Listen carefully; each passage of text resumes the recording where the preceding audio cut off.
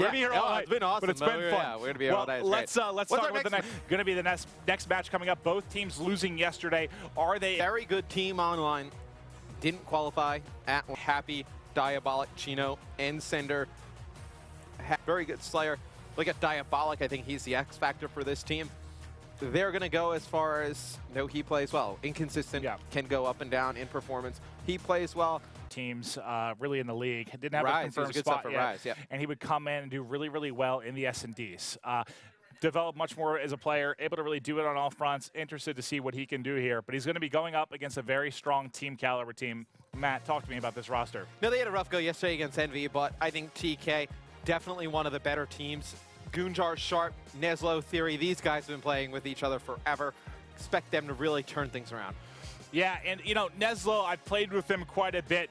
At times, all over the place. He yells at me when I make bad plays. Neslo, it can hurt my feelings at times. But when it comes to S&D, too, the reason we spotlighted him and Diabolic, they are two of the better players in S&D, players that can really carry teams on their back in that particular game. And Neslo's a fiery guy. He plays with a lot of emotion. They get off to a rough start, can definitely affect him, but I think he's a player you definitely want on your team for Search and Destroy. One of the better S&D players we have in Call of Duty. You see him playing all the time with Sharp. Really, this team just needs to get on the same page. I haven't seen them really scrim too much. They need to get on the same page. They get some good slaying numbers out of Goon and Theory. Certainly. I think Sharp, definitely better than he was in Advanced Warfare. I think this team can make some noise. And I need to find out how many of the guys are in the team house. They have the team house. I know guys have been kind of moving in periodically. I think Neslo, Sharp, and Theory are there. Yeah, so that's going to be a big thing for the league. When they're able to take advantage of that host at the house, really play together, sitting next to each other, they can communicate better. Even just watching their matches back on Theater, they can sit around together, throw a big screen out. Are you surprised? The Vesper's gone. We got to see it in 2 games. We saw it protected for the first time in the league earlier today. Huh? Vesper's going to go. I forgot my controller, so I can't cycle through these. He's going to go as well. Chino, Neslo's going to get rid of High Caliber. Looks like the guys on DT trying to eliminate some of the SMGs, throw the guys on TK off their game a little bit. See what comes in next. Well, that's the big thing. And Flashes, stuns. This map is the big one. The big one for subs. Span from Happy. People don't want to play with that shotty, man. It's terrifying. No, that shotgun, I don't know if I've only gone up against it in pubs, never in like a competitive format, but that thing that kills me across Nuketown, it's like window to window. I'm getting one shot with an Argus. I don't understand how. RK5, Elcar, they go. I remember TK really hates the pistols. Yes. Remember back to the qualifier, they were banning pistols. Yeah, they did not pretty like the much pistols at all. All the time. They were taking those ones out of the picture. Not surprised to see those go at all. Now the specialist straps to be kinetic armor and Scythe to be coming first. You're always going to have somebody run kinetic armor on a hardpoint when it's available. Such a great ability to be able to jump in there, pick up 1-2 players, even eat some shots for players going by. So not shocked to see both teams go with kinetic armor. Both teams go with a Scythe. Heatwave. We saw how powerful it was that game. Bring both of them out, one for each side. See what Cinder and Theory wrap up the special strap with. Cinder. Last one to pick right now, then we'll get to the edit critic class. He's going to go with the Purifier. We've seen the Purifier selected. At least one player, I think, has had it in each of the first hard points. We haven't seen it really be used all that effectively. It's been shut down pretty quickly. No one able to get a lot of kills. We've actually seen 2 Purifiers. I think it's shut down by its cousin, Heatwave.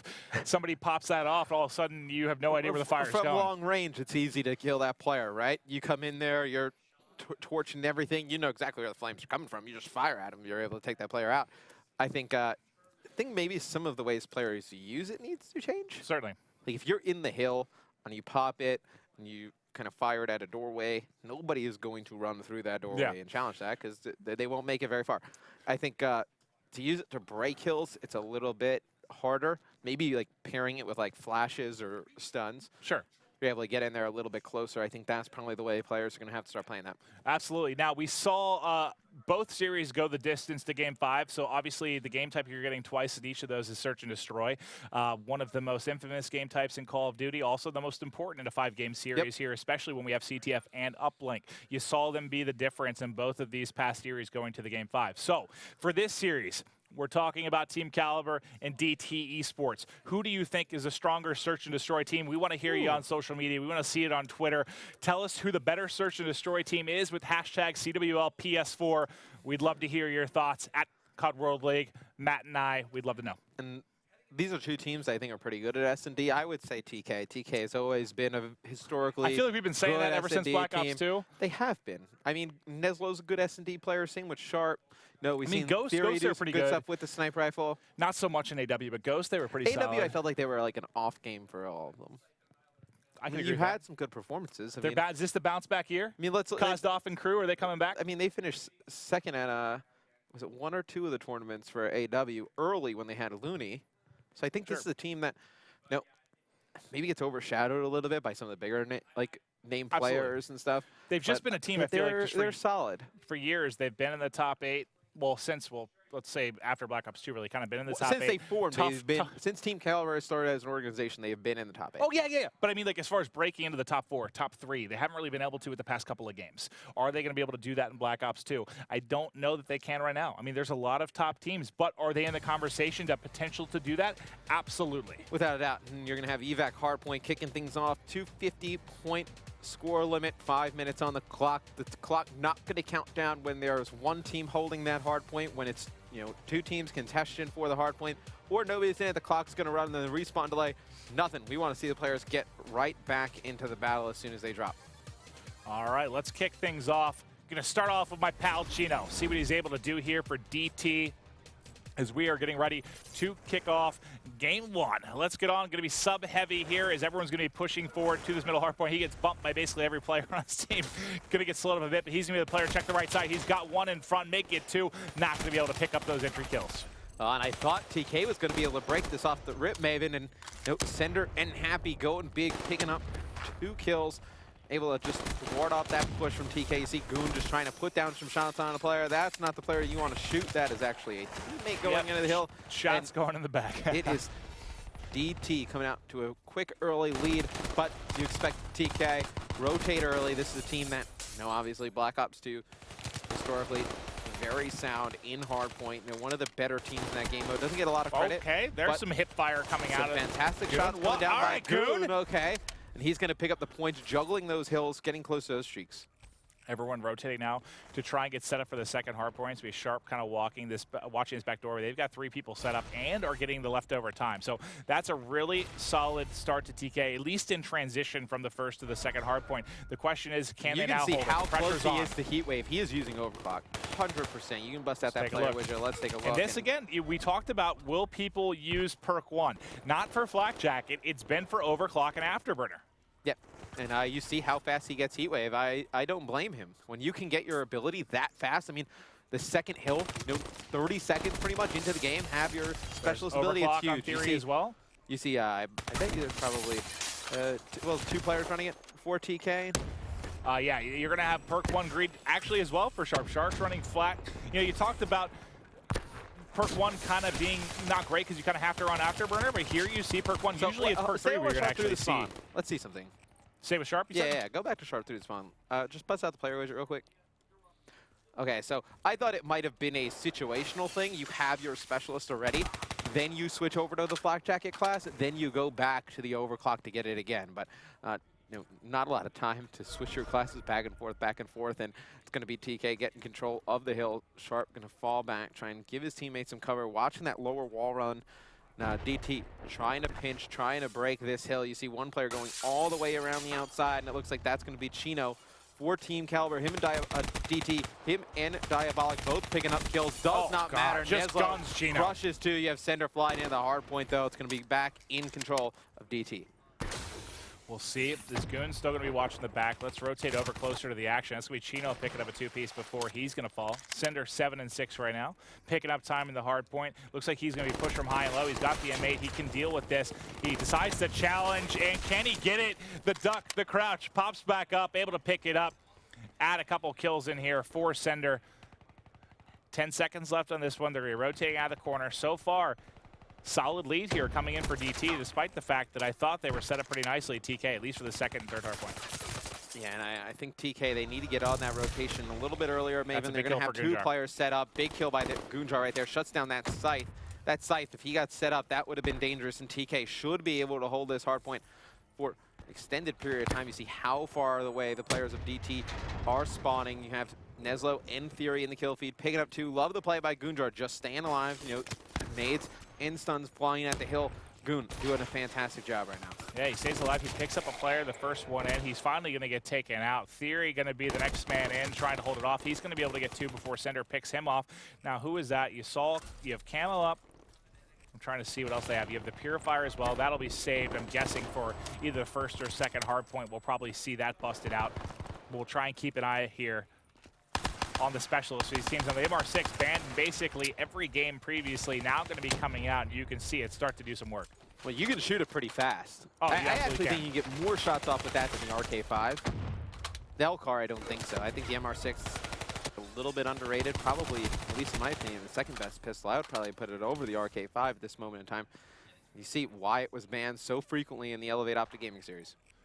Theory going to be coming in from behind. Going to hit the camo, just pick up 1 kill. That's going to allow him to create an opening for his team here. They're spawning out now. Sharp and Neslo pick up 1 as well. They're just trying to get time. Trailing by 30 right now. They had a brutal Game 5, Round 11 loss last night, right? Is that the Round 11? Yeah, that's where they were not able to clutch up. Can they take care of business today? They don't want another Game 5. They want to take care of things early. Goon a little bit off with the sight there. Let's switch things over to Cinder. He's still got his Purifier. He's 15 and 10 right now on a 2 streak. Make it 3. Can he make it 4? He picks up the kill despite the heat wave coming in from Sharp. Incredible job there from Cinder. That's a couple times in the past few days we've seen it just line up perfectly. The heat wave hits right as they snap on that player. They're still able to finish the kill. I mean, when you pop your heat wave, you expect at least to be able to pick up that one player. That's you would hope, yeah. Cinder's going off for now. 5 streak for Cinder. Doing a nice job watching that backside of the wall run. So a lot of players wouldn't actually look towards that. Cinder, good map awareness, able to pick that player off. And he has Purifier sitting all the way in the back. Wonder if he's going to play towards his streaks. If the guys on TK get near the hill, maybe he'll start to flood in. Nope. Rain some havoc with it. He's still waiting right now. Cinder, he's been watching the back. There's the Purifier. It's going to come out. It's about to get toasty here. They're going to be aware someone's there. He's able to cook 1, cook 2. No, it doesn't connect with the second, actually. He's not able to pick that player up. Doesn't actually leave that fire on him long enough, but they're still able to hold. Chino and crew set up nicely. Extend his lead out to about 70 points right now. I like the use of it, though. No, as opposed to just diving into the hard point.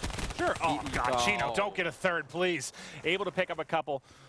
We haven't been on with Happy too much. Let's get eyes on with him for a second. He tossed an EMP, tried to get forward there to hold that corner. So he's a player during AW who was fun to watch, like very good in the slaying department, but AW is so fast, then you would see Happy. He'd be like 9 and 7. Like, how is that even possible? Like, where are you playing? So plays a little bit unorthodox, a little bit of a slower pace, but in this game, definitely think it'll fit his playstyle more. Doing a nice job getting some hill time as well. Most on the team right now. Excited to see Happy back in the Pro League. See if Happy and DT can take this first game. So far, they've basically controlled the pace from beginning to end. We'll watch. Cinder's kind of watching the backside. He's trying to get forward. This is a tough gunfight. He's got to get out of there. There are too many players of TK set up nicely here. You see the MR6 able to pick up an assist there for Sharp, and he's got his camo again, Theory, because he's been running overclock as well. Let's see if Sharp's already got another heat wave. I think he's used 2 or 3 already. Well, when you have overclock, you get your ability so fast. I mean, let's not even talk about the guns. The ability is how many times a game, if you're playing in and around the hill like Theory, you get those, you got to say 3-4 times a game. Especially something like Camo, you definitely want it often. And you know, Nesla right now, struggling a little bit. Him and Sharp, 15-21 for Sharp, doing a nice job though, locking down the hill. Nesla, only 4 seconds in the hill, 17-25. Need to help Sharp a little bit more around the objective. And let's see if Theory can deal with the push. There were 3 coming in, Matt. They're starting to get aggressive here, but that's 3 big kills coming in for TK. Still a big advantage for DT. They've had this comfortable lead for what feels like the whole game. They're spawning far away, though, now. They're going to give up a ton of time on this one, Clint. Well, let's see as they're going to push 2 from either side. 2 coming in middle, 2 coming from the left. Theory is just trapped in here as they're starting to put in pressure, and here they come. Nice shots on 1. Going to be taken out by the second. That's actually an HC car going to be coming in. 20 seconds left on this one. Let's see if TK can hold most of the remaining time, if they can push in here and try to bring this one back a bit. I thought he was going to jump off the map. I thought Goon, I thought he was going to fall off, but he's going to challenge this through water. Diabolic able to pick him up. Theory gonna trade that kill. That player hiding behind that pole in the middle. Who first Happy coming in through water. Love the play by those 2 guys. You know, Happy and one of his other teammates. Great bait and switch. Cinder, see this guy right underneath him? He is running in circles. No idea where that player is. Lost him entirely. I saw him spawn top. I thought he was the first player to get to the hard point, but it got into a bit of a confusing gunfight there as he was trying to get set up. Now let's see if Theory prompts to use the camo. He used the camo last time we went back to the original hill in order to break it. Right now doesn't need to. I think now he might need off to. spawning. I'm going to go right back to him. He put some shots in Diabolic. Diabolic comes in, though, with that kinetic armor. They're spawning really it's far so out. powerful when you're just going He's and got to hit breaking it now, these right? hills. He's got to wait for a teammate to get near him. He hits it. He goes in, able to pick up one. Can't get a second, though. But he He's gets going to die traded right away. immediately. There's nobody else there to trade those kills. I mean, Sharp jumps in, gets one. Goon going to pick up another one. Now Neslo flanking all the way around the back. If Theory would have waited another 2-3 seconds, might have been able to stay alive there. Well, it looks like they're going to give these points to TK. They're going to set up for the next hard point. So it makes a lot of sense. He's the only one, though, wrapping around the back because now Sharp and Neslo have both picked up kills. They might hear him while we're near. He's getting chased from behind. They have to kill him. He's going to fall off the map, actually. And as long as Cinder stays alive, he is able to give them a pretty good spawn here. He's able to get them very, very close. Look at where able to keep TK pressure spawning. going. They are spawning all the way. If you blow up the minimap Maven, all the way at that. And that was all Cinder, man. Yep, Cinder flying around the back. He wasn't able to pick up the kill. I think that was. They might not even make it back towards the the hard point here. Right now, you're going to see it contested. There's players diving in from the up top. Happy picking up one. Chino picking up two. Chino going off to close the game. This will be a nice final kill cam here as he's going to get a 3-piece to take home. DT with a huge win there, game number 1. This makes the S&D even more important. You see 2 kills coming in there. Chino's going to turn around. Saw overclock a lot in that game. No blast suppressor at Chino there, running tag masks, extended mag quick draw, no grip on the Kuda. And that's so different than new classes we see in this one. Exactly. I mean, most classes, again, it's been blast suppressor, afterburner, flak jacket, and we were talking flak jacket and tac mask. They've kind of been afterthoughts. Yeah. They're used situationally. You saw a lot of these guys running them. They expected this to be a more, I guess, more tacticals used, more nades used, and we saw that. I mean, you went to Sharp's class, he had nades and tacticals. Everyone trying to, I guess, more variety in this one than we've seen in some of the previous matchups. This S&D is going to be crucial for TK. They got to win it. They can't go down 2-0. Go take a look at the scoreboard after this, but saw some great stuff out of the guys on DT. They just did a great job baiting and switching in and around the hill. TK, you would feel like they would always pick up 2-3 kills. They would get in, and then Chino with a 2-piece or a 3-piece. Happy with the 2-piece or a 3-piece. Just some unfortunate turn of events. You had Cinder, 27 and 21. On the side of DT, Chino led, Diabolic actually led the team. We talked about him being an X factor in the pregame. If he plays well, they can go on to win. Well, 32 and 22, a minute and 5 in the hill. Happy did a nice job in and around the objective. And then on the side for Team Kaliber, he had Theory lead the team 27 and 31. Everybody else, Sharp and Neslo, 22, 23 kills respectively. They did a nice job around the objective, but DT just too much. Good stuff there from DT as we're seeing them able to take game 1. Take a look at the highlights here. You saw Goon definitely had some strong kills. You saw him trying to pick up really the slaying department for his team. I know he ends up going 25 and 28, but he had some big goals. No one, I mean, everyone on the team going negative. Like you mentioned, no one on TK. And that has been, I guess, our gripe or complaint, you would say, with this TK roster. You just don't really have someone that's going to go off. Because even sometimes if you have a team that gets beat, they're outclassed, you still have, like, their Slayer still will usually, be around even or positive sometimes because that's what they're doing. They're around for kills. They're working on streaks. We talked about this a little bit yesterday. They have the players to do it. Somebody just needs to say, I am only going to play for kills. Staying away from the hard point. I'm staying away from that thing very, very far away. Every team has somebody who just doesn't play for the objective. Yeah, unless it's like, it's coming down to the wire, Right, unless it's 248, 248, you got to try and get in, sure. But, yeah, maybe just someone that's going to play a little less selfish could be the answer. But they're not out of it yet. Only going to drop game 1. Coming up next, obviously, is going to be S&D Stronghold, one of my favorite S&D maps for sure. We've had some just real treats in gameplay through the first couple of games. We'll see if that can continue throughout this series. It's been a fun one. And TK is a team that's well practiced in S&D. Yeah. I mean, they play a ton of, late night S&D, 3v3 one-and-dones, They play a lot with Jack sometimes when they need somebody to replace. So this is a team that's well-practiced, well-versed in search and destroy. Expect them to bounce back in this game mode. This should be a good one. Now, do we have a new lobby, or is this? I don't know. I think we will. If it's the same lobby or not. I'm staying in this one. I'm not going anywhere. You're not going anywhere. I'm not going anywhere. Well, I see players starting to switch over. All right, they're leaving. I'm going to leave as well. I just ditched you very fast. Oh, that's okay, bud. I'm sure we'll receive the invite as things start. Yeah, I see everyone starting to filter over, which... All right. I think I Man, that optics series still has me kind of like... All right, got it. And the right one, I think, potentially. Well, I mean, we said, tweet us who you think the better S&D team is, #CWL PS4. It better be TK. If they go down 2-0, you think TK's in trouble? I think they are. No, You'd say they're in trouble, right? I couldn't agree more. Yeah, no, I definitely think they are if they're not able to take this S&D. And, you know, this is one, though, I like. This is a game type that I've played, actually, with Neslo. I'm trying to think if I played this one with Sharp at all. No, definitely with Neslo. And he was the one kind of telling me this is one of those maps where it's very difficult to play with random players. This is one where you really want your team because of, you know, holding Mansion can be very, very difficult. So now they've got the full roster. They've got their comms up. They've got 3 people at the team house. Let's see them work together, bring this together as a squad, be able to close out this game 2, tie this series up. And DT is a team that doesn't stream too much. So you think they got some magic? Well, it's hard to watch their S&D gameplay. Sure. It's hard to watch anyone's S&D gameplay. Catch their tendencies. Yeah, it really is difficult. Like a full team S&D, it's really rare you see that. I think TK, it definitely has an advantage, but don't be shocked if we see some weird stuff from DT in the ban and protect phase, kind of like how we saw in the previous series. Sure. We see a Vesper protect, something crazy along those lines. I don't know, but I think there's definitely going to be some weird stuff coming out of the side of DT. No, we definitely had some, I mean, the most colorful use of the Vesper, I guess. I mean, 2 games we actually saw it used, which, I mean, that we haven't had it at all in the league to this point. So it was great to see some variety through that. We'll see if it has an impact on this as well.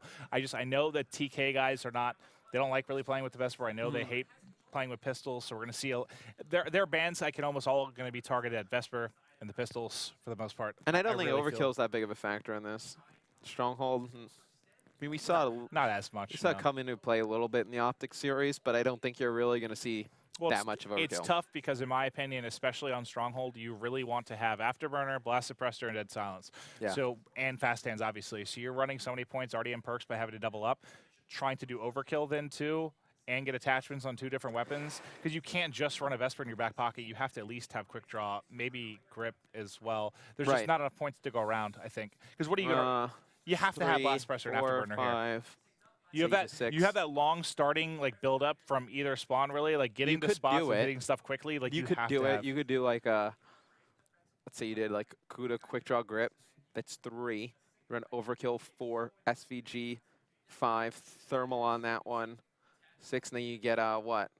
Fast Hands. So you couldn't do, you couldn't do all 4 though. You can do all 4. Well, no, you could just do 3 then. I mean, you don't have to have Dead Silence, Blast Suppressor, but I know we saw at least the series prior was pretty much, I think, 8 out of 10 people were running Blast Suppressor and Dead Silence. Yeah, I mean, well, what's really the point, right? You run Dead Silence, no Blast Suppressor, you go to jump or hit a wall run. You can't hear me, but I'm here. But I show up on the map, yeah, so it's exactly. kind of pointless. You see the Vesper and Rapid Fire, that could not have gone I bet any you faster. pistols are going to be targeted next by TK would be my guess after they get the Vesper. They're actually going to go with High Caliber. All right. Surprised? I thought they'd go with the pistols for sure. I don't think it's worth protecting a pistol. Oh, no. I just think they want to get him out of the game. I don't think it's worth it for DT to protect a pistol. Oh, no. I'm just thinking back to the qualifier when they completely took them out of the game. So let's see what happens, man. No smokes. All right. No. Does that surprise you to see smokes banned? A little bit. I mean, maybe something along the lines of Thermal coming in, flashes are gone. Would not be surprised if we see stuns, so the HC is gone. Interesting. And HC is a great one here, especially when you can get it into Mansion, just start to hop around, wreak havoc, get so much scouting information. Because think about how much distance you actually have to travel with the HC car, even as a player, once you get into Mansion. You can really... It's like a boost and a couple jumps, and you've basically checked 4 different rooms, or at least got vision on stuff. So being able to use an HC car in that position can give you a ton of information. 3 tacticals are going to go, I believe, is what Kinetic to round things out. So tacticals, what was flash, concussion, smokes. You're not going to worry about anything there. Potentially EMPs, but they're not going to play too much of a factor. HC's out. Now that makes me think of HC's out. Teams are going to think they don't need to run flak jacket, so it's going to be a lot of afterburner. Nades. Do you see nades? Is the question.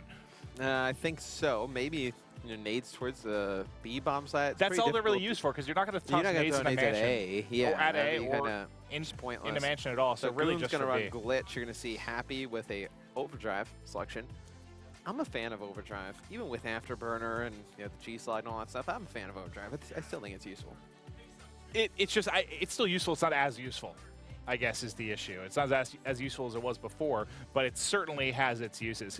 Because if you're hitting your G slides and the overdrive, I mean, you become Superman. You're moving at the speed of sound. Glitch? Yeah, just because it doesn't have as much of a the problem with glitch and psychosis is, again, we talked about it yesterday, is that kind of that random element random element. I mix element and elevate together, I think. You're still Dude, we've already been casting for 4 hours. Yeah. I still have a chocolate chip cookie next to me that I want to eat. It looks delicious. The chicken sandwich he was going to flip, by the way, is still over there. I don't know if I'm out of the package. When am I going to? Yeah, is it still good? We need a microwave up here. I need a doctor. I just had an infection on my foot. I could barely walk. Am I okay to eat chicken that's been here? Is that a shot? You got to see my chapstick as well. My chapstick, my chocolate chip cookie, and my sandwich. Insight of what I go over his place one day, and he's throwing away some clothes, whatever, and just like the ugliest clothes you've ever seen in your entire life, and up in the top is a large box. I'm like, what is that up there? He's like, oh, that's my chapstick. He buys those chapsticks. It has to be the same chapstick every single time. Natural and ice? It's like a box of like 100. And I've used it. You go through chapstick at an unprecedented rate. I've used it since I was like 8 years old. It's my favorite chapstick in the whole wide world. So instead of like a teddy bear as a child, you had chapstick. What is that? I'd fill my pillowcase with chapstick. Yeah, it's amazing. But anyway. Just waiting on the players. They edit the creative class now. I am looking forward to eating my chocolate chip cookie. That's for sure. I'm very excited. Yeah, it's going to be wonderful. But if we have another match like we did earlier, that cookie, I'll be talking to you in approximately 2 hours. Yeah, that These games have been insane. The cookie's going to be waiting a long time. Yeah, it certainly is. I don't want to spoil it, but I feel like this one could go long as well. No, this has the potential for it. I think if DT can take this game too, there certainly is a potential for a 3-0. But again, we saw that reverse sweep earlier by HTK. They go down 2-0. They climb back. They're able to take it in the game 5. Anything can happen today. I wouldn't be surprised if we have 4 game 5s. I guess we're going to be able to find out. You know, Matt and I deal a lot with kind of our run of show, our broadcast schedule. We're kind of how we map things out together. And we always have like a worst case scenario for the broadcast. Like, how long could it potentially go? If everything is like an overtime, everything's a game 5, everything's around 11. We're well on our way to finding out what that time is. Yeah, we're about to find out as we jump into game number 2. Fully expect to see many more games as you see Stronghold SND. 6-round score limit, 5 seconds to plant the bomb, 7.5 defuse time. You die, you ain't coming back. We're going to jump right into the game. All right, let's go. Game 2, TK going up against DT. Who do you want to hop on? You know what? I'm going with my boy Neslo. I want to see what he can do early. One of my favorite players in Call of Duty. And it looks like they might actually be doing 2 potentially towards bunker early. Now, one of the players is they're going to have to go back and get the bomb at some point. They want nothing to do with that bomb. And now, is this player in defense? He's probably sitting right up in that corner. I think Neslo actually opted to just not check just check bunker, not grab the bomb right away. Now he's going to take that bomb, go over towards the mid-map. This looks like going to be a prime mansion push. You see Sharp jumping up, sees that trophy system, knows there's going to be some players playing up top.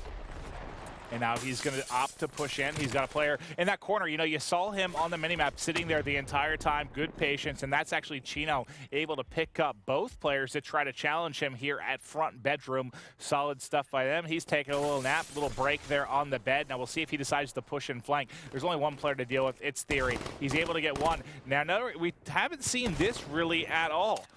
As far as someone running an M8, you opt to go with perks. Why does he not? Okay, so he's running the overkill, and then he's opting not to have. Interesting, because usually, I mean, you're going to have overkill with a sub pretty much at all times. Not typically overkill M8 with no attachments.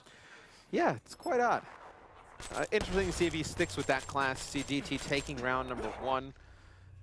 I like Theory with the sniper, one of the better snipers in all of Call of Duty. Interesting backup, though, to have that M8 with only 2 attachments. All right, now on offense, it's going to be DT. Let's go with Chino to kick things off. He had 2 big kills on defense there inside a bedroom. Let's see where he opts to play. Now, it looks like he is going to be running sniper with the Kuda. He's got cold-blooded to go with this as well instead of fast hands, since he's going to be sniping. Not nearly as big of a deal here. I was right. You could fit everything. He's got 4, but I think he's got nothing on his Kuda's Y. Oh, he has quick draw. All right, which is pretty much all you need. You're fine with that. Well, with the Vesper, I think you kind of have to have. Well, I guess you don't have to have grip. Yeah. Well, he doesn't have. He has a default sight. He doesn't have thermal, right? No, he does. Oh, we just saw thermal. Oh, there it goes. It wasn't switching for me, man. Just read the word thermal. Yeah, anyway. I did. You know, I'm not the best reader apparently. And on the other side, we have Theory, who's going to be sniping. It's been a long time since you practiced reading. Right. I do audiobooks, man. I don't have to read words. Challenge comes in from the back. Diabolic going to be taken out, or Diabolic able to take out Sharp. That's going to be traded out. Just back and forth right now. The HC car going to pick up one as well. It's going to be 2 versus 2, able 35 to get seconds on the like clock. a real good man advantage where you can get in a position where you can force gunfights and trade kills. You can see Goonjar get that bomb down over at the A site, but he's going to get pinched as both players from DT. He just went right for the defuse. He just sat on it and went for it. They aren't able to check it. There's 2 up. They never go for it. Just gets to the fuse. Good stuff there by Goon. I thought for a second, when he said he's getting bombed, I was like, I think he's defusing this. It says defuse. For a second, he's lying on it. Yeah, I was like, he's getting the bomb down. I was like, wait a second. We just saw TK on offense. We've been casting for quite some time. It's all right. Your brain starts to fall apart. Actually, my brain turned into complete mush and liquid after that CTF. Oh, yeah. That CTF was insane. I can't tell you one thing we've talked about since then. Well, I was confused to begin because, typically they have it set up for competitive where it's flag cap-based, not round-based. There was something that got screwed up with it being round-based, and that just threw me for a complete loop. But it led to one of the more epic matches we've seen. Absolutely unreal. Goes to an overtime. If you are just tuning in, didn't get to watch that last series, well, really either series, go back and watch the first 2 from today. Just absolutely watch the whole incredible today. series. I feel like today we're just in for some 4 crazy matches. Day number 2 getting off to a great start. You see Goon picking up 1 straight out quickly. Chino able to take him down. Chino picking up a big 2-piece. I believe that's up top. Mansion does not matter though as Theory cuts him down. Kills being traded pretty quickly as Sender going to be able to take out Theory. Sharp not in a position to trade that kill. That's where he's got to be a little bit closer to Theory, able to pick up those kills. Well, Sharp now in a 1v2. Bomb basically down mid-map, or like kind of right in front of B, it looks like, at least is on the mini-map. Now, where is he going to make a play? He's going to get picked off, I think, from steps there right behind him. See Diabolic with the Kuda, able to close this out. And so far, just nothing they could really do here with regards to the side of offense. They can't really get anything going, and you'll see the Kuda's got Grippin. Quick draw on that one there. 2-1 is going to be advantage here for DT. The question is, can DT now get it done on offense? They got the plant before. They allow that to get diffused with 2 up. You can't let that happen, Matt. Especially when you get it down to A. Like, where do you go? I mean, just sit on the bomb at that point. Sit on the bomb, hide behind car. I mean, they look like they were both running around. What they did. They're both flying around the minimap looking for kills. At least that's what it seemed like. Now, it looks like a snipe's going to come in for Chino. He's going to be able to pick off Theory. So that was a sniper versus sniper battle. It's crazy to think because they win that round. They're up 3-0. They're in a prime position to win this. I mean, you see 3 players go down for TK. The only one up is Goon right now. He's going to lose that gunfight mid-map, and DT really bringing it to TK here in game number 2. Good job here by DT. Able to push this out for 3-1. Let's see if they can keep things rolling here in the S&D. What do you want to see differently out of TK, Maeve?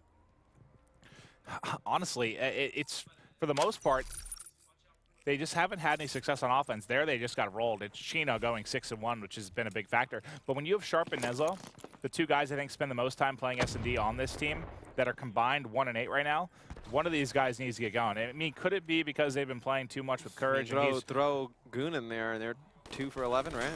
Oh, yeah, I didn't see him at the top of the scoreboard just because and that's just a 3 eliminated immediately. Happy and Sender coming in on the kill feed, able to just absolutely crush him. Shots coming in. He's able to pick up 1, can't snap on the other, and DT is just starting to run away with this one, pal.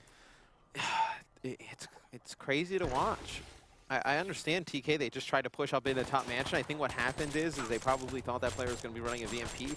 He's actually, there's another player up in top mansion after this player, Chino, pushes Look at all out. the perks there.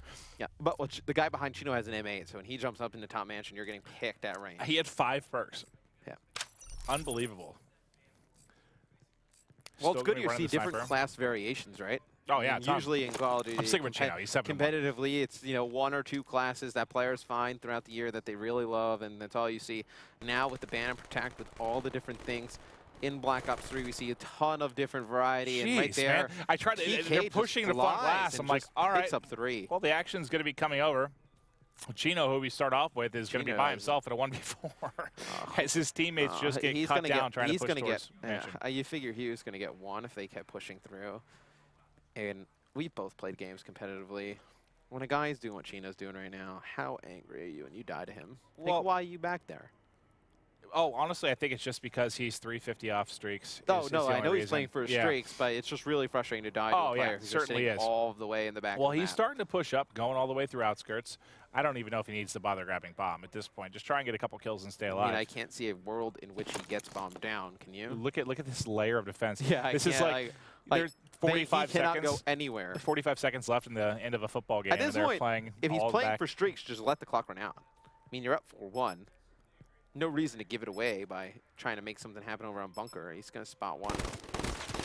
Not able to win that gunfight. Now, do they Definitely hunt gonna him start down is falling the back. question. There's Yeah, one they're player gonna. pushing forward. Goon's trying to get him, and Goon will catch Chino. At So that point, no chance for him to get towards why even streaks. go into that position where you could get? He's not that close. He's 350 off. But if you could have got 2 kills, I mean that brings him within what 150. He gets a trophy kill. He picks up 1. All of a sudden he's got streaks. So I don't know. I mean at that point We're there's relying on trophy kills to get streaks here. Yes, you absolutely are. Trophy kills are important, Matt. Yeah. I'm better at killing trophies than I am players. I mean, that doesn't shock me one bit. All right, I'm going to go with Sharp. He's struggling right now, 1-5. Let's see what he's able to do. They did really well with aggression on defense as far as flying out of Mansion. They haven't done a good job pushing into Mansion together. Let's see if they can get something going on the offensive side of things. Go on defense, actually. There's one player who's standing all the way up top. I believe it's Diabolic. As you see, the first kill come in. He actually moved from that position, but he was standing up top. You can see him from Sharp screen through the trees, but it's going to be first blood in favor of TK, taking out Chino, the hot hand for DT. And this would be big. You see that one player that Nezlo has no idea he's there, standing on top of that fence. That is a very interesting spot there by Diabolic. Yeah, this is a nerdy angle here. I mean, I think Nezlo is toast if he decides to come out. Oh, we'll see Goon pick up a kill. I'm waiting on this one. I want to see this engagement happen just because I think Nezlo's going to be completely caught off guard. Oh, the timing on the peek here. Nezlo just sneaking forward. Can he get underneath him, though? He might just get past him. I can't tell with Diabolic's angle if he's going to be able to see the head here. The bomb's going to go down on the B site. And he eventually, who wins the battle of patience? Old Nezlo. He's going to take that one. Diabolic finally got tired of sitting up on his high horse in that rock. Going to be taken out. Now it's going to be happy by himself in a 1v4. He's going to get taken out. TK gains some momentum. That's the smart veteran play from Nezlo. I was like, eventually probably knows somebody is watching it, doesn't know what position, but just able to wait him out. Eventually somebody's going to move. You know, I like watching that stuff. The tension just builds. They start to inch forward and forward. But at some point, I'm like, all right, we gotta get out of here. Yeah, there was a while. They're not moving at all. I believe it was a UMG Nashville. It's like Karma with the phase in the finals against Denial. And it was Sav Esendini staring at this doorway, the sniper rifle. And like, he's just waiting. And the guy just doesn't come through. The whole crowd is going nuts, but eventually actually I love it's such a tease for the viewer. Stuff, you have the X-ray vision. You're like, oh, they're going to engage. They never come. You see them able to fly up. They're able to pick up one, but they get shut down. This is the second really solid defensive stand you've had at TK. You know, again, Nezlo was telling me how you really have to have good team comps to hold this, and they're holding it very, very well. And Nezlo on a 5 streak. You actually go on board with him. He's got to be close against something. I'll try to remember, he was 0-4, right? Yeah, he was 0-4. So him and Sharp really picked it up. There's like a player he's gotten right behind him, right next to you. So much for streaks. Chino's able to pick up one. It's going to be a 1v2. You jinxed I'm sorry. Now, do you think about using your vision pulse here in a 1v2? He's going to find him. It's going to be 1v1. The player's coming from behind. No way he can get out. And that just ends up being great timing for Theory. Flanks around the back, able to pick up that kill. Well, that's like they're in a position to trade these kills. Like the last few rounds we've been seeing when they lose, Theory picks up one, heat drop, Sharp out of position, not able to trade it. Some other players not out of position for TK. Right there, Theory comes in, cleans up that kill before Chino can get away, brings this back to a tie game. All right, let's get into round 9. I'm going to hop through everybody real quick. Let's take a look. We have Glitch, Camo, almost Vision Pulse. So we have a basically full specialist for both sides, except Happy, no overdrive. So everybody else in the game pretty much has theirs up. Now he knows coming down into these last few rounds. Going to be important when these players decide to use. You see the EMPs coming in. At that point, if you're Sharp, do you think that DT is pushing Snow? You really don't know. You lose that minimap, you lose all information. I think you see those EMPs come flying out that they're going to try and push, go all the way in the flank. So that's why you see TK start to take over Mansion, and there's players still in there, though. Sharp, I would say do not drop bomb up top there. You want to try and work this plant. Now, who's going to be the man? You saw the Vision Pulse pop. Oh, they know bomb's going down to B now. Oh, yeah, I think it was Chino. Yeah, Chino used it, and he's going to be able to get a kill with it. That's easy. He was tagged up, knew right where he was coming from. He knows there's a player on bomb as well. Happy's going to push it, and he's going to be able to take him out with Diabolic, who's going to shut down Sharp. Neslo gets Chino, though, so 2 versus 2. Bomb down. He's trying to push towards wall. He doesn't realize they're both actually back there, and they do have the plant for it. Yeah, and Diabolic, I actually thought might have been able to get on bomb there. He's going to fire down some shots. Happy. Somebody has to push him. Up. This is good. He went pretty quickly. He's got to distract him, and somebody's got to jump the bomb right now. They both just flew for it. They're not going to have time to get back anyway. Nope. That's the best way you can plant it. If you can get that plant for your side, basically, go back to half wall. There's not a lot a team can do unless you already had a player like kind of in rocks that's ready to hit them right away. I mean, once it got to that point where there's 20-some seconds left. Yeah, they weren't going to. I know, like, the strategy, like, they're probably just trying to get shots, like, Diabolic and Happy on the same player, be able to take him out, and then, you know, force that 2v1, force the site play. But at that point, smart plays by Team Kaliber don't come out and challenge it, and they are 1 round away from tying up the series. Well, let's stick here with with Chino, as he's 10-5. He's been doing really well. He's been effective with the sniper as well.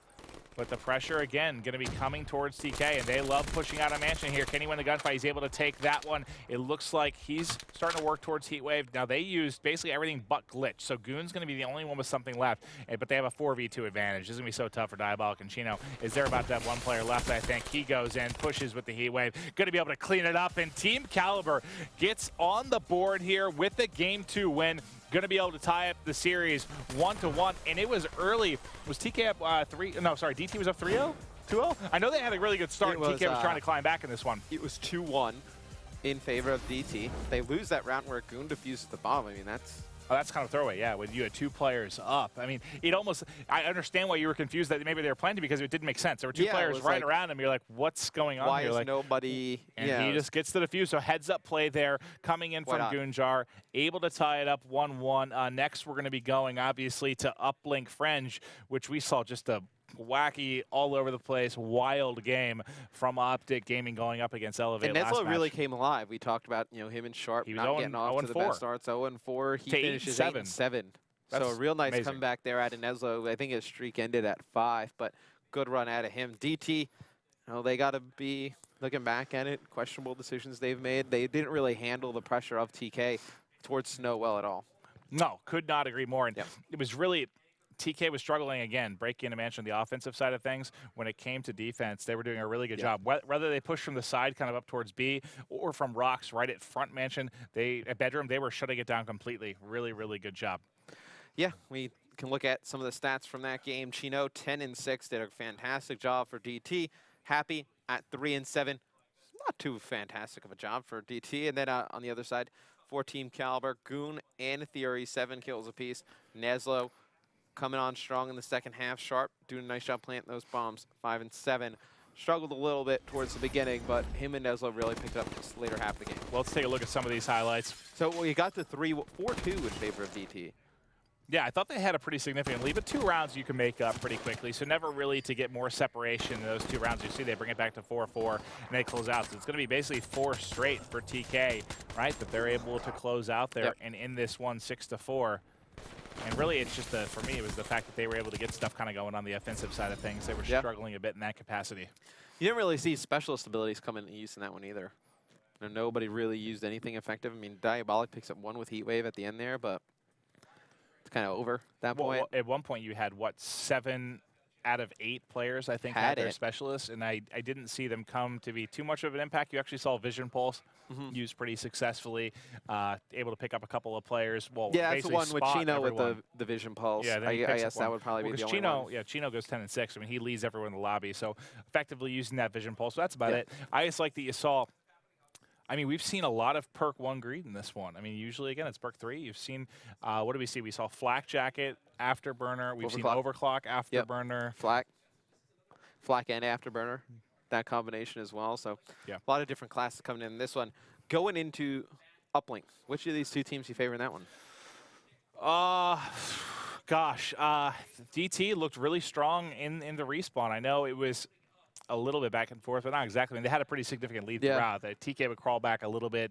DT would pull away again. I'm going with DT here for the Uplink.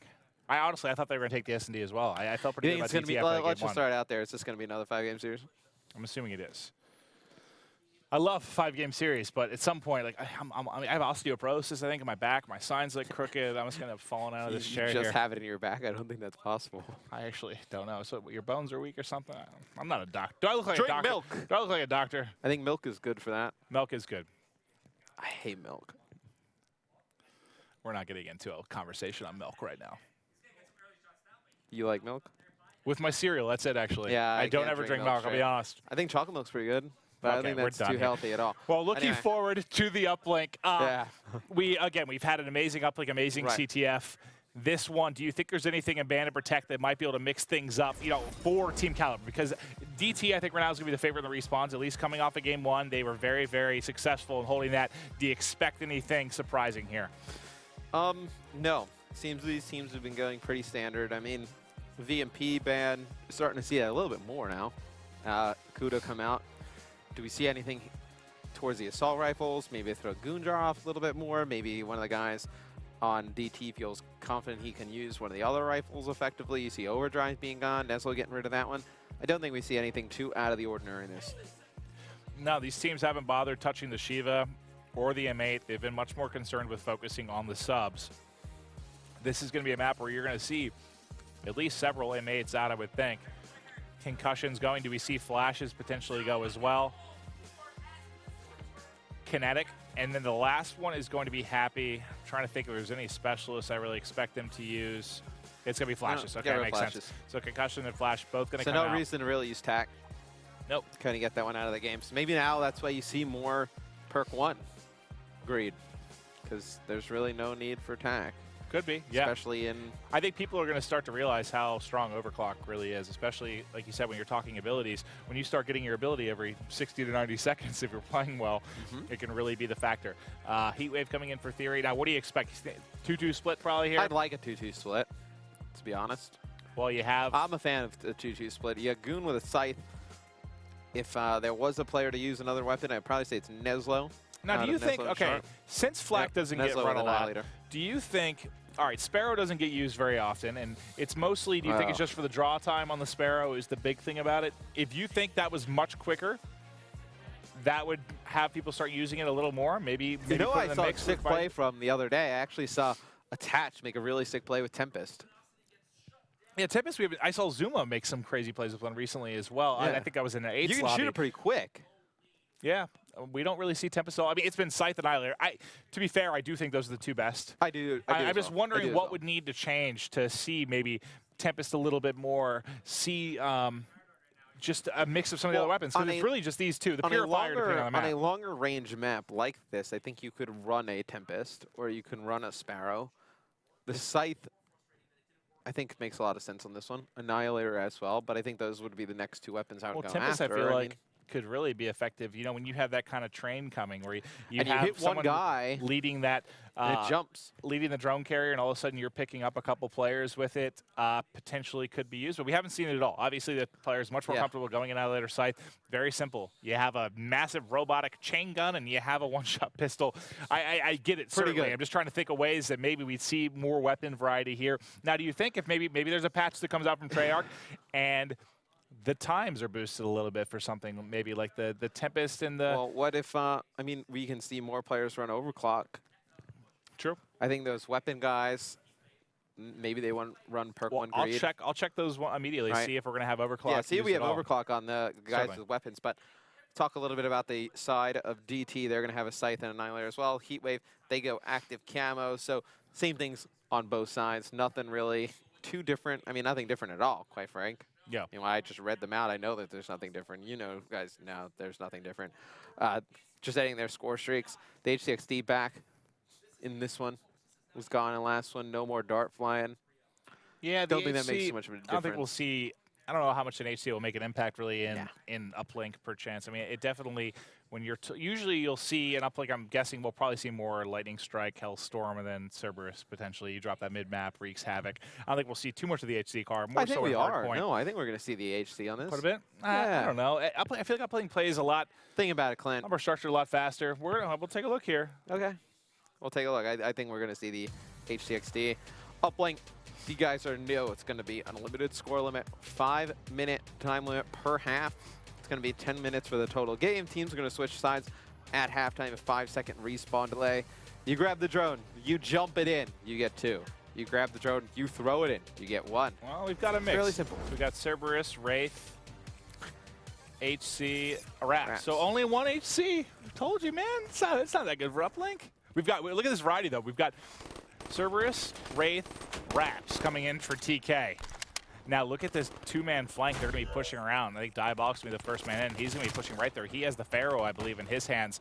Now the drone, going to get tossed in for yards. Is anyone going to be able to do anything with it? Now it's going to be Happy basically tossing it out. You see the L car picking up a kill here at L. Cinder going to be watching. So a gun that makes it into this one too, Clint, that we didn't realize, is Shiva. Do we see anyone? Well, they haven't done anything with Shiva. I don't think they've banned or protected it once. They haven't bothered with it.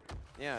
Whereas last series, you saw it get used quite a bit. Those shots going right over his head. He's going to fly and just try to grab it and run back. Unfortunately, gets dropped. That's a couple kills here for TK.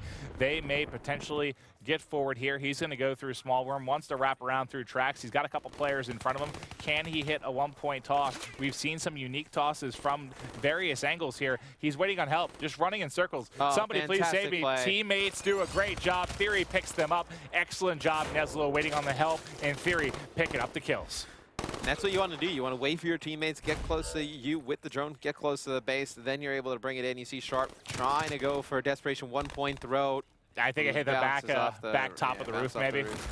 Not able to get it through. Yeah, good 2-point score there by TK. And also, you know, when you get that little blip on your screen when the drone carrier pops up, you can use that. You can use that. He's on a 7 streak. Yeah. They can't he's go anywhere. going for the Raps. There's nothing they can do. He's so close to getting everything. He's 475 now, and he's just pushing forward. Goon, a man on a mission, going to get cut down, but not before he's able to get picked up that 1 kill, and then they threw him the drone. He was going to be 25 points off. So close. Well, definitely worth considering. I mean, I know we missed the score there, but I want to stay on with Goon because, I mean, he's the main reason they're actually getting the score is because he's just annihilating them inside of their base. So basically what happens there, you have the entire team pushing kind of through tracks there. He knows they're going to be sawing towards 10. Remember when we talked about, like, they need one guy to be that, you know, Slayer, dominating guy for this team? Goon right now, I mean, he's 13-2. He's on a 4 streak already. He can do this consistently. He can do this consistently, though. He has a fantastic shot when he gets going with the AR. One of the best in the game with it. I think they just tries need to bank it off the back. Takes just a goofy bounce there. I think sometimes they just need to put him in better positions to succeed. Okay. Goon. Like I agree with you. Like, they need to just let him focus on killing, and then the other 3 kind of figure everything else out. There is just a storm There's of a lot of people come down tracks. In front of Sharp. He needs help. He's got Neslo there to back him up. He's going to be taken out, though. And there's the Shivo coming out of Cinder. So we're talking about the fact you haven't seen it a ton in this series yet, but Cinder going to be rocking it now. And you see the Pharaoh. We've had some great variety throughout this one for sure. Everyone pretty much using everything throughout this one early when it comes to your AR. You saw Diabolic pop his heat wave there, too.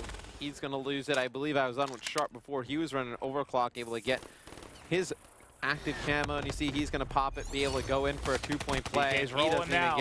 He doesn't even get looked at by Chino. He's able to take him out before he drops. Well, they've just been so pinned. I mean, Goon's just been crushing. They have not, speaking of GT, they've not been able to get out of their base once. Goon's quadruple positive. Every time we have gone on with Goon, he is standing on top of their grandma, killing them. Yeah, typically if you have the team's top Slayer spending more time in your base than he is his own, it's not going well for you. Theory able to pick up one, grab the second pushing tracks. Fantastic bit of insight. When the other team's person who's putting up the most kills is standing in your spawn, killing you over and over again, you're not having a good game. No, not having fun. Like, this isn't fun for DT right now. I can understand why those teams you coached did well. Yeah, I told them the basics. You know, if you want to win, you play well.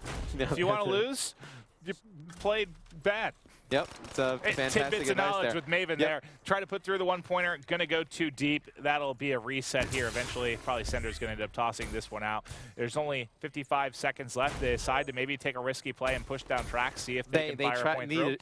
Quite frankly, at this point, I mean, you might as well try anything. Yeah, can we get some points? Yeah, you haven't anything. Can we score in favor? Our own goal? Is that potentially possible? No. Oh, okay, actually, was he considering it? He may have been just trying to do that as we see he passes the drone backwards, and now it's going to come all the way through auto. You have Happy Needs Does help he back decide to use alley. his Good active job. camo? Diabolic picks it up with the Pharaoh. They may be able to get points on the board. Yep, here's hits his the active boost, come hits in. the camo. This should definitely be a dunk. Has enough to get through, and that's at least a good in for DT. You know, you It's something got you can go in the slaughtered. second half being confident about, You or got- feeling good about. You got slapped around by Goonjar. Well, actually, there goes the drone. No. No. Oh, no. In theory, just counter caps. Excellent play. Oh, from the veteran. That's Happy coming up huge. Is anyone else there to potentially get through? No. Not going to be a score. So Happy Well, with the burst from you the were back. talking about how it's going to be great. Like, Oh, confidence. my. And then I saw Theory pick up the drone. I looked at the minimap. I was like, There's nobody home. there's nobody there.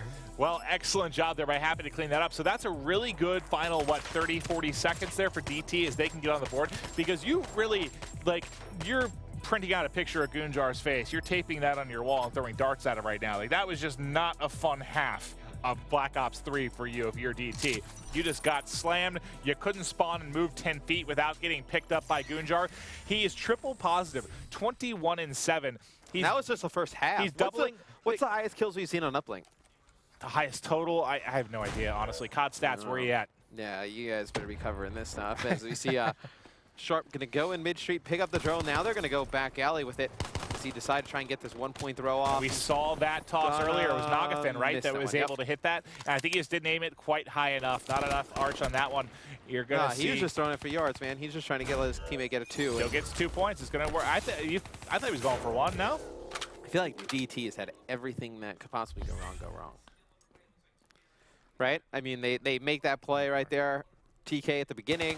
DT stops them for not going to get that 1-point throw, and it ends up Theories in their base. They end up getting 2 out of it, and then right there at the end, I mean, the end of the first half, they have that good end. They get that 2-point play, but they almost let Theory get another score. I think just a little bit more awareness of the drone and where the players are on the map. It's almost like CTF where I don't want to say you count spawns, you know exactly where players are, but you have to have some kind of accountability of who's up and where they are on the map generally. Well, that was one of the more fun things to watch. Remember Blitz and Ghost? It was one of the more fun things to listen to teams communicate. Just talking, how many are alive? How many are alive? What lane's open? What lane's closed? I used to love to listen to communication for a game like Blitz. No, I really feel like the communication, though, just talking about how many are up, how many are down was so important in that game type.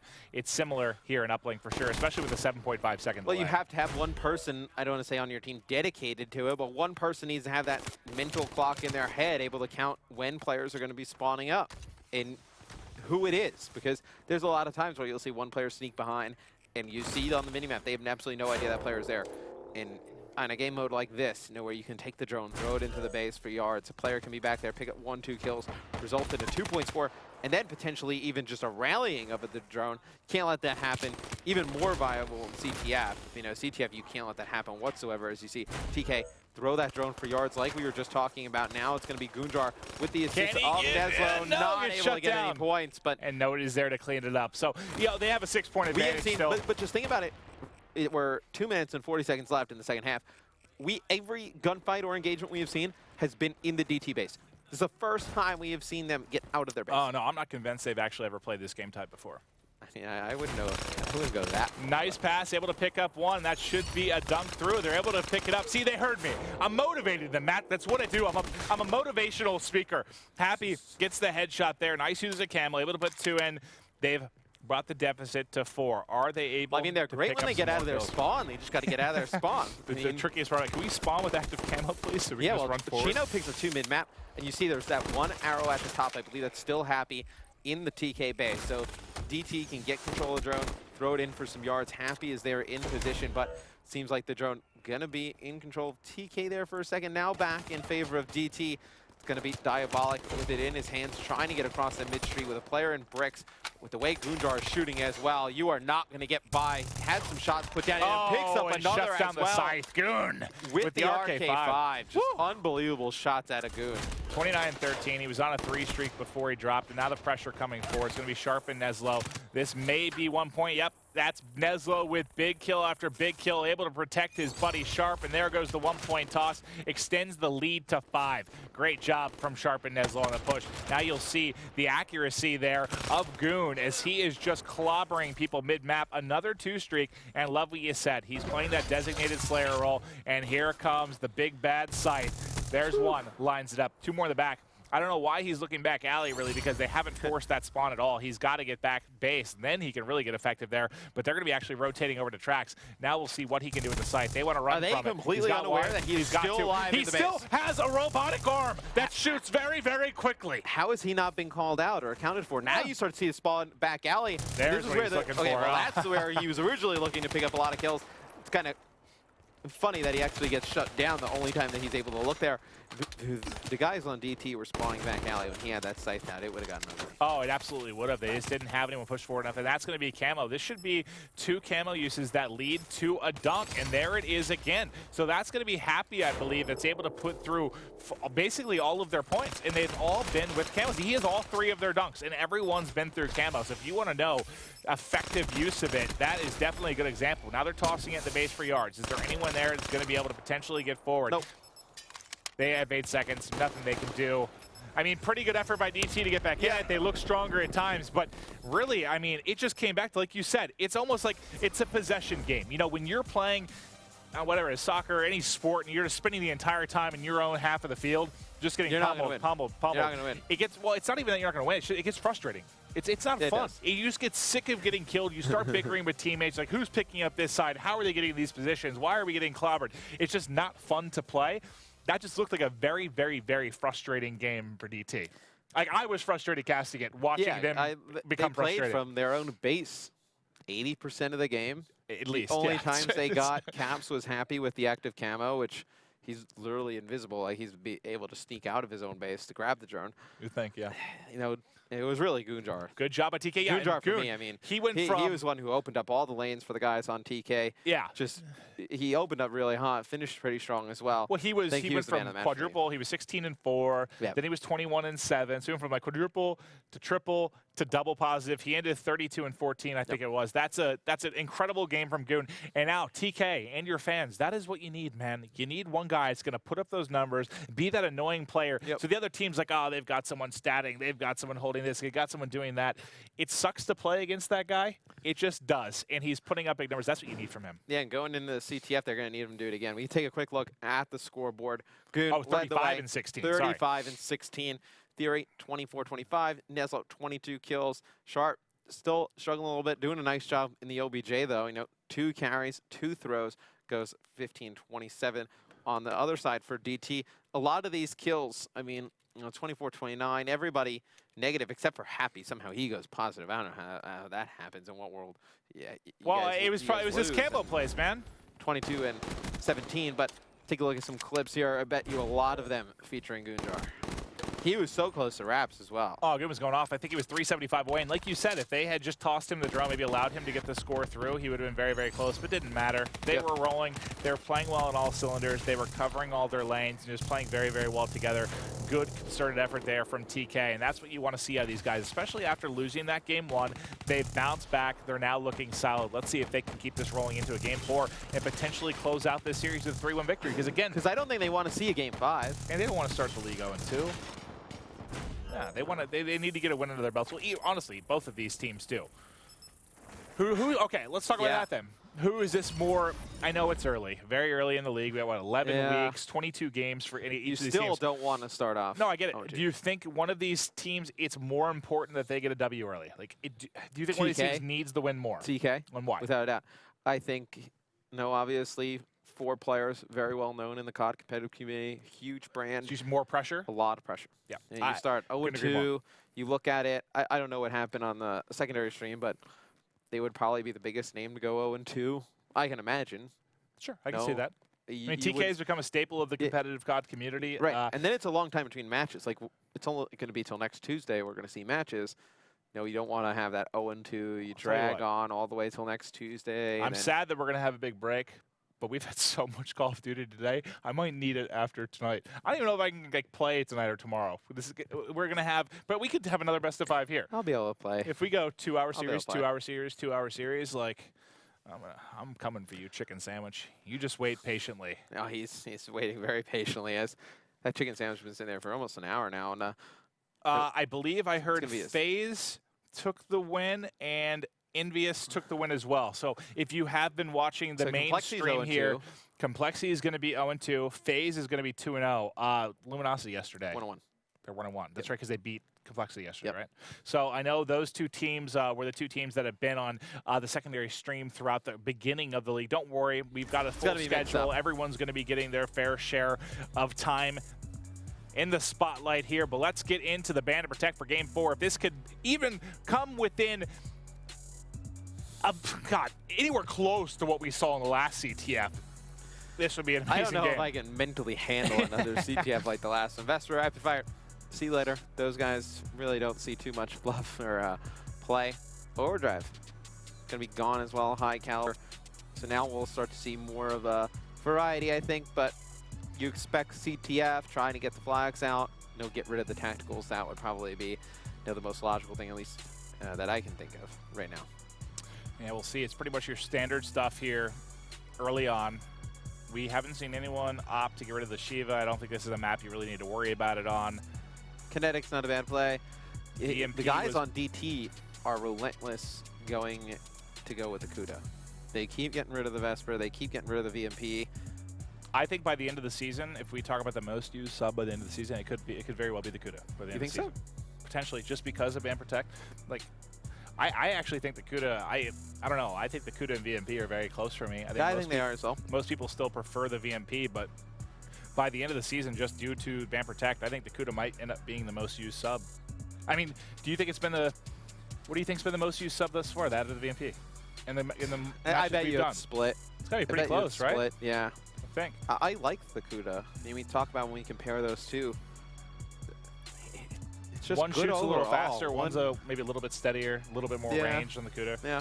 Going to the specialist strap, you got Sharp going to go with Heatwave, looking to see if he can really put together a good game. He's had a pretty rough series as far. I'm sorry, who, Sharp? Yeah. Yeah, he's started a bit slow. Him and Neslo really started slow in the S&D. Thankfully, Neslo able to pick up that slack and really come alive. But if anyone can do it, if anyone can muster that strength late, it'll be Sharp. He's a guy you'd love to have in a situation late in the game. Yeah. But then again, you saw a very, very brutal, I hate to bring it up, I'm sorry, TK fans, but a brutal Game 5, Round 11 loss. I don't want to go that way again. TK, you got to close this out. You don't want a Game 5. Shut this down. Win this CTF. You do not want to. Yeah, you don't want to see that Redwood S&D. And then take a look. Annihilator from Sender. You got Scythe and Chino. You're going to have Scythe and Annihilator on the side of TK as well. So no difference in specialists. Nope. Same ones for both teams. We've seen them mirror a couple times now throughout these. No camo in this one. It was banned, right? No, Overdrive was banned. Was it Kinetic and Overdrive? Kinetic, yeah. Kinetic and Overdrive, so no camo. So camo we've seen have, I mean, honestly, the biggest difference maker ability we've seen through the first 2 days is probably Kinetic Armor or camo for me. Well, no, okay, Heatwave's been pretty awesome. Heatwave. Heatwave's been I've seen some really awesome plays with camo, though. We've seen some great plays with Heatwave. We've seen some great plays with camo. And Kinetic, I think those are really the three. I actually need to, I'm going to sleep on this one. Those are the three. I need to think about it more. As far as the abilities go? Those are the three. As far as like abilities go, we see make a huge impact. And the Scythe and the Annihilator, those are really the two weapons we see the most. That's it. Quite frankly, that's really it. I've seen the Purifier. So War Machine once. Saw the Purifier a few times. Other than that. Most part, Scythe Annihilator, which, again, I understand. But let's see with this one, who's going to be able to make those big plays. You know, we saw teams not doing a very good job as far as dealing with the overextension when they were getting flags out, especially in that last series. And granted, it was just so hectic that everyone, I think, was pretty all over the place at that point. Well, you look at that last CTF between Optic and Elevate, it just got crazy. I mean, players just overextending, running back, going mid-map. Like, there was no flow to the game. It was just spawn up and go. Like, I'm just going to go this way, you go that way. Well, once it just got crazy.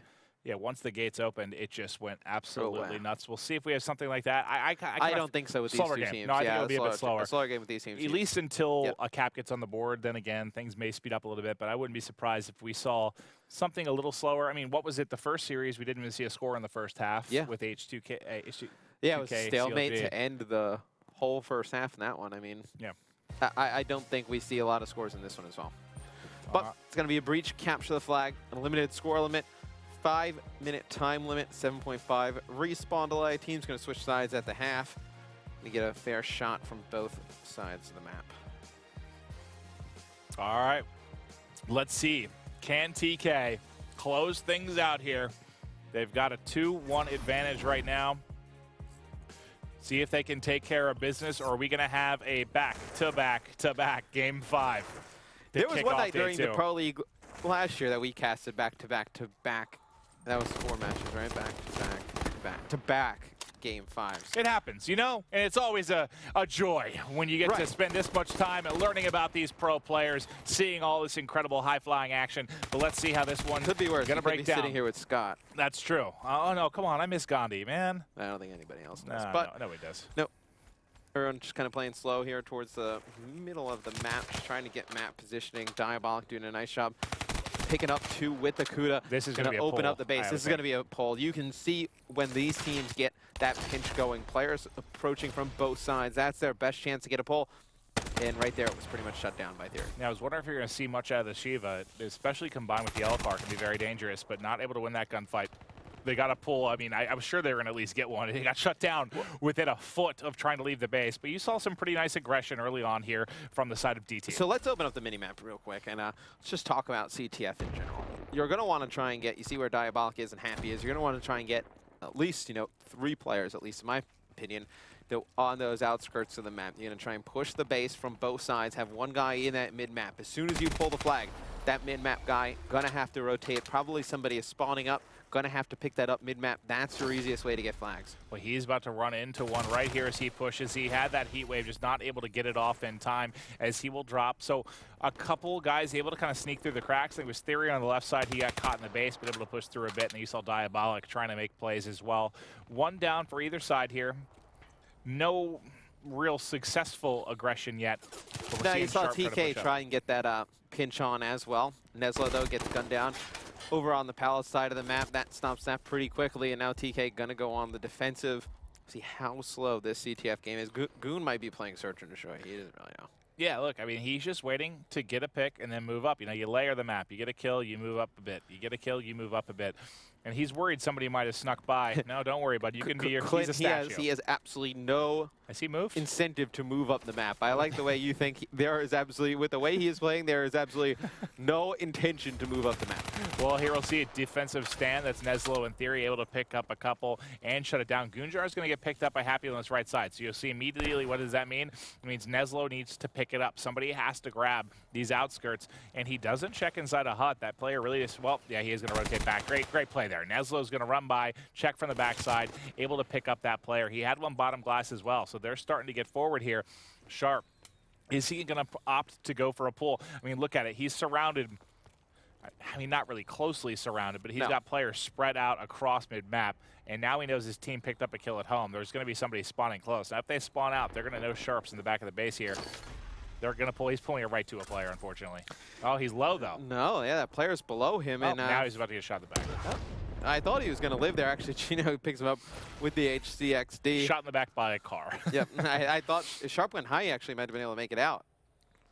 So well, very interesting. Take a look here. It's going to be Gunjar. We've talked about how stationary. I mean, his job basically is have an aim-mate, stand still, hold this right side. And so far, he's been able to, for the most part, to hold up aggression.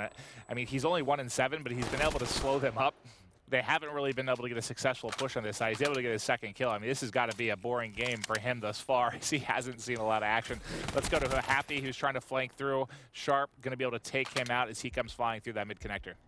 This game right now, Clint, this is just... This is the opposite. Of what we just saw. Yeah, it's kind of... It's like I would love to like talk about something, but nobody's really done anything to kind of gain any map advantage or... You're getting both examples of why I love and at times hate CTF. Sometimes it can play very, very slow. There isn't too much to talk about in the way of pulls or exciting gameplay, whereas the last one we had was just off its rocker crazy. And you'll see he's actually going to hit his vision pulse there. That's going to allow them to get forward. They should potentially be able to get a pull here. Just can't find him in the air. We've seen and actually, them get... Chino's on an 8 streak. He's 10-1. Oh, well, he's just playing all the way in the back of his base. This is why we haven't seen it. That's probably true. I haven't been checking the back of his base at all. All the way in the back of the base, but I guess he is just sitting out there picking up some kills. He has one below him. This would be huge. They could be able to score this flag. And he's going to have full streaks as well. Not looking good here for Team Kaliber. You see the one player get cut down on that far right side. That was Gunjar going on the overextension. That is a flag cap for DT here in the first half. So they're going to go up by 1. They're going to hold this lead going in the second half. Nothing crazy going to happen. Chino's got his Scythe, he's got Lightning, he's got Hellstorm, he's got TK everything played right now. way too, like, okay, both teams played Yeah, I was wondering, I was slow. like, how have I Both missed? teams played How slow. have I missed that he hasn't died? It's Because because he's been the defender, which Like, TK hasn't put any pressure up there. I haven't even watched that side of the map. He must have just been going on top of green, just looking over towards that B bomb site. Sure. Then just rotating around the map, but that is a very slow-paced CTF Well, we'll game keep things going with Chino here on the second side because I want to see how he may opt to use. I mean, what? Neslo's 8 and 8. streaks. You got, Sharp at 3 and 10, still struggling. Goon 3 and 10. As well as Sharp at 3 and 11. Sorry. Chino at 12 and 1, putting up the best KD we've seen thus far. You see an Annihilator kill come out at the beginning. Happy picking up 1. You see players starting to retreat for Team Kaliber as they feel like the push is on. See Chino cutting across the map. He has no intention of going near the middle of the map. No, he is not concerned at all. Nope. Diabolic right below top broken. We'll see if he may be able to pick the kill. Yep, one's going to fly out, able to get that. He's not aware there's one top broken, though, but he's getting close to picking up his HC car. Oh, they're going to, if he wins this gunfight. Can you get out? Ah, not able to get around the corner. At that point, you got to challenge it. I mean, there's another player in the base, and Neslo's going to win 2 big gunfights. He wins that one versus Diabolic, and then the next one versus Happy. But, if Diabolic challenges that, at least put some shots in him, you should be able to win that, or at least come close to. He's got a pretty good advantage jumping up, shooting down at that player. See Chino picking up another one, 14 and 1 on a 12 streak. He actually, that wasn't his Cerberus. So that's somebody else's Cerberus on the map. I don't know whose that is. Well, you got 13 and 6 for Diabolic. You got 12 and 7 for Cinder. So it's probably Cinders. It's like the opposite. Like they're just all to a degree. I mean, look at the KDs They're right so now. streaked out. I mean, Cinder had full streaks. Chino has full streaks. Like, this is just, how is TK going to possibly get a score on the board with everything that they have out? The answer is no. And I mean, you're already saying the answer is no? Yeah. I mean, when you talk about the slower type of play style that we're seeing right now, I mean, if you're going to play slow, you might as well work on these streaks, might as well work on statting a bit. We've seen TK play pretty slow. They're playing slow, but they're 4 and 15. We're 3 minutes away from this game being ended. What does Chino finish? This is going to be the highest KD of all time, right? I mean, no. I mean, I'm sure we've had crazier ones, but he's 14 and 1. Like, what? I mean, is he ever going to die? I just kind of want to watch through his eyes for a little bit. He is playing so defensive. He has no intention of fighting anybody in a 1v1 gun battle. So you see Sharp and Theory both picking up. Well, here's an easy kill. Hey, Neslo. How are you, pal? Able to pick that one up. He'll come out. No, he might die. He is going to be taken out. Sorry, Chino. 15 and 2. Finally, he is going to drop, and that's going to be Goonjar picking it up, able to shut it down. Diabolic and crew rotating back because you're going to see the pressure coming in from the top of the map. That's going to be Goonjar, not able to get forward and get a pull. And I don't think, I feel like TK hasn't touched the flag since the opening 60 seconds. Nope. Because they got a touch pretty early, right? They got shut down like right away. Yeah. I can't think of another time where they've really gotten in a good position to maybe push forward and grab a flag. I mean, Chino's just been a turret in the back of the base. And how could they get another pull on the flag? And you see Goon move up towards that mid-map. He is really having a tough one here. 14, 4 and 15, 4 and 16. Him and Sharp just 10. Oh, look at that little bunny hop coming across combined. him, map for Happy, and he's on a 4 streak of his own. He's got an HC car. Can he gun him from here? No, get out, run away. No ammo, can't get anything done here. Minute 40 on the clock. It's still a 1-0 lead from DT. We said we expected this one to be a low-scoring game. It's been the definition of that. Who else has streaks? Chino finally dies mid-map. That's only going to be his 3rd death of the game. Is he the only one with streaks for here, I'll flip this through DT team? real quick. So you got an HC out of Happy. Chino, he's got the Lightning Hellstorm. What does Cinder have? He's got Lightning Hellstorm as well. This is going to be, if TK pulls this off, this would be incredible. But you see the guys on DT coming in here. sitting Happy in their uses base. smokes. He's able to get out. Can he get around the corner? There's one player going to be below him. How does he decide to play this? Needs a little help, and he just jets straight Great across. movement. Great movement until he got stuck there for just a second. The streaks were coming in, I think, to try and back him up. Who's the player from TK here trying to make noise? That's going to be Neslo. He's going to get shut down. The flag's still out. They're going to return it there at the last second. Now, can they turn this into something? TK's got a chance here, I think, to get a flag pull at least. They've got to move faster. They've got to get going. Theory gets one as well. All the streaks starting to come in. They're inside. Get it in full. You got to pull it right back inside, right? Yeah, you have to. I mean, with the way they are loaded up on streaks, that was an Annihilator they killed. So get indoors. It's going to be Goon with the flag in They're all hand. down He's going to still. take that Can one. he get to the small room? My. You got to think something's going to get called in Is here, Streak right? coming in? Are they saving? Did they have any what left? are they? Hold on, I'm checking real quick. Sender has him. Goon still got the flag though, and he's going to tie this up. So Sender potentially could have made a play with these streaks, right? He had to. What are you saving him for overtime, I guess? TK able to tie this up. I wasn't even like getting hyped because I'm like, no, all right, they're going to get him with a Hellstorm. They're going to get him with Lightning Strike. They're not going to take him out. And all of a sudden, TK going to be able to tie this one up. Unbelievable. Wow. That went from being like the slowest, well, that was the slowest CTF ever, but they're able to tie it up in the final seconds. And why do we not see what's the conversation there with DT? Is it maybe there's no one close enough to get the return? You're going to use 2. I've got no answer for you. And stop that guy in the little room and gotten close. What do you, I mean, how many times in CTF where we've seen the Hellstorm, you don't have to boost it right away. You drop, right? You gotta hovered it above. Yeah, you drop the Hellstorm, and then what do you just pepper that with the Lightning Strike right after and just hope that you kill somebody again? And then hope your teammates can get over there off the spawn, but I guess DT just not opting to use that. All right, Cinder, we're going to have a Skype call later. I just want you to quickly explain the thought process there. 3 dead already. Diabolic's out of position all the way in Palace, so they're not going to be able to rotate back. This is going to be cap. Watch this. It certainly should be. Nezlo's bringing it up top. They've got them penned. They're going to keep spawning 100%. Mansion. They're definitely going to keep spawning Mansion. Just take a look at the minimap here. They should be spawning at the bottom of the map. Well, at this point, no, they're going to spawn way back. Streaks. Now they come in. They saved them for overtime. Not going to be able to pick it up. It's going to be Nezlo. This should be the overtime victory for TK, as they're going to be able to potentially take a 3-1. 43 seconds is going to be so tough to beat. I'm stunned. You have 2 players with full streaks. You had a Cerberus during that second half. And they tie the game? Did he use both? Does he still have his Hellstorm? No, Sender used both right there. He did use both. Okay, I heard I don't see the difference between using both in regulation and then using both there. There was nobody near it. Yeah. That one as well. I don't you know. would figure try and use it in regulation. Did he have him? I'm not sure, but here we go. They have to score so quickly. There's only 35 seconds on the clock. Yeah. They basically have to get 3 done. Just push across immediately. First one forward is going to be happy. He might be able to catch one, though. Shots are off. He's going to be taken out by Theory, and that's going to be another one down, 2 down. Nezlo and Goon still up. Chino and crew trying to get forward. He has the scythe out. Cinder's pushing for a flagpole. If he can win this one, he gives himself a chance. He's got it. Trying to get forward. Kill from top broken. That should be it, right? Yep. That looks like it's going to be it, unless a miracle happens with Happy and Diabolic. You actually see Theory down there firing some shots with the Annihilator. Not enough time. It's going to be TK. So TK able to take it, and that's one, you know, I have to go back and watch the minimap because obviously these pro players know the game much better than I do. Now, sorry, sometimes I think with overtime the names can flip. That is absolutely a TK victory. They had the 43-second cap. Yep. They're able to take this, ignore the winners. DT Esports, not true. TK able to take it. I believe it's just a bug with the Even overtime. the game's confused as to why DT didn't win that one. I think that's the case. So now the final score is Team Kaliber wins. So I mean, that's a little over it's just there's no explanation for that. I mean, okay, let's just go. I need to go back and watch. I need to go back and watch the minimap and see exactly. You have who the streaks, where. right? Your teammates aren't that close. There was what, maybe 40 seconds left when TK pulled? Something like that. 40. Yeah. So he gets it over by the small room by that B bomb site with, let's say, 35 seconds. You hover that Hellstorm, that wastes about what? Let's say that wastes about 8 seconds, 10 seconds, maybe.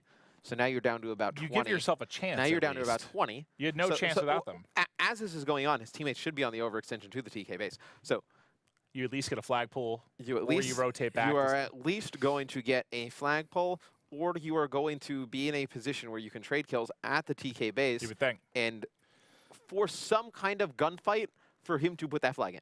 And Gunjar, I mean, he steps up a bit. Oh, he was 13 and 19. Actually go to at one point, he was like 4 and what felt like 4 and 100. I didn't see him get a kill for so long. So that's a frustrating one. Chino ends up 22 and 9.